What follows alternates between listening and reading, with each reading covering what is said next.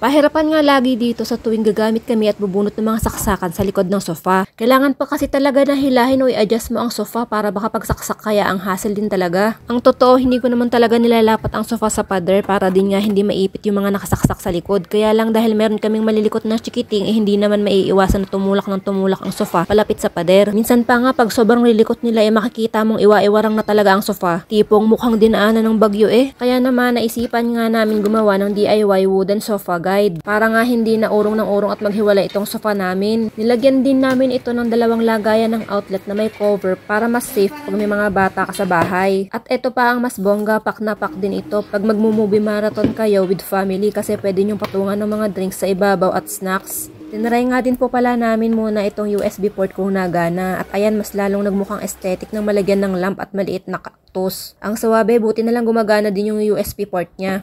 Nagmo-movie time kasi kami tuwing Saturday at Sunday. Parang pinaka-family bonding namin, ika nga. At ayan, dahil meron na nga kaming patungan din ng mga drinks at snacks, mukhang lalo kaming mapupuyat kakapanood nito.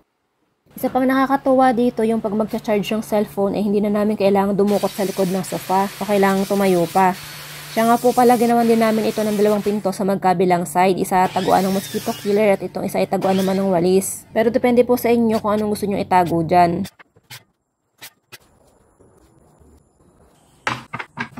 Sa paggawa ng DIY wooden sofa guide, gumamit lang po kami dito ng Paluchina planks. Pinutol-putol lang namin ito gamit ang miter, so mas mabilis at swabe ang pagpuputol na aeroy dito kaya hindi na nga siya masyadong nahirapan dyan. At ito naman po yung pinakamagsisilbi natin na poste. Pagdidikit-dikitin ko lang po ito gamit ang wood glue at cordless drill. Dalawa nga po palang cordless drill ang ginamit namin dyan para nga hindi na kami papalit-palit ng bala. Ayos din, mapapabilis din nga kami sa ginagawa namin dyan. 5 poste nga po pala yung ginawa namin dyan.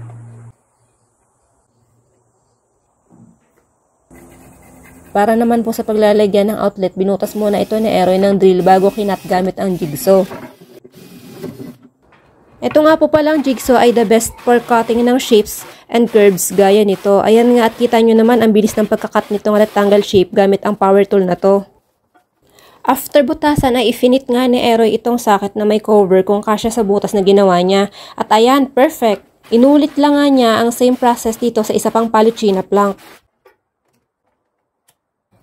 After naman ito ay sinimula na din namin gawin yung pinakapinto niya at nilagyan din namin ito ng hinges. Pwede nga po pala kayong mag-adjust ng size ng pinakapinto nyo dyan. Depende po sa gusto nyong ilagay o itago sa loob ng gagawin nyo na DIY sofa guide.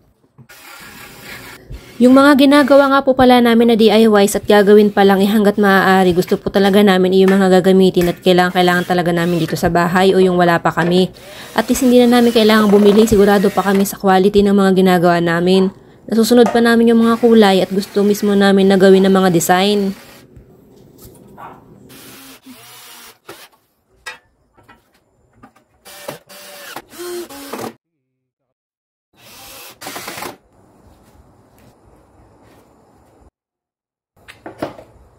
Pinahidan nga po muna pala namin ito ng sulignum at after matuyo, sinunod naman namin ang pagpapahid ng wood stain. Kulay chestnut nga po pala ang ginamit namin dyan.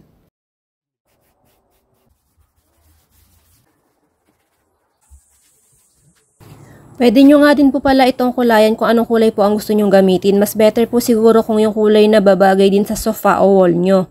Sa pagpapahid ng wood stain, gumupit lang po ako ng maliit na tela dyan. Pinagtulungan na din namin ni Eroy para nga mas mapabilis at mas maaluan ang paggawa. DIY na lang din po kami dyan dahil nga nung lumabas po kami ay nakalimutan namin din bumili.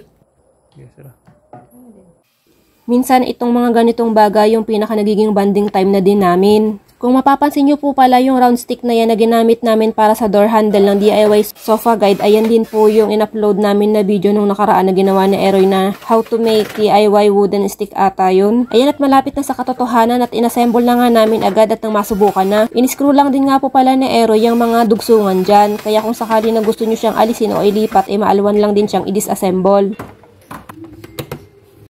Sa wakas pag magcha-charge ng CP habang nanonood ng TV, hindi na namin kailangang tumayo o humanap pa kung saan magsasaksak ng charger.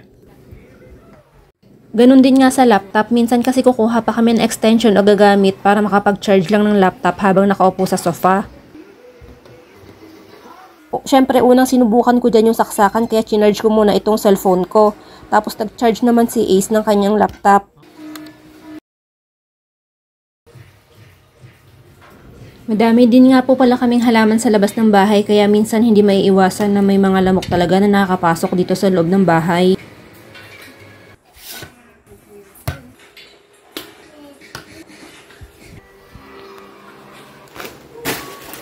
Ayan, game na!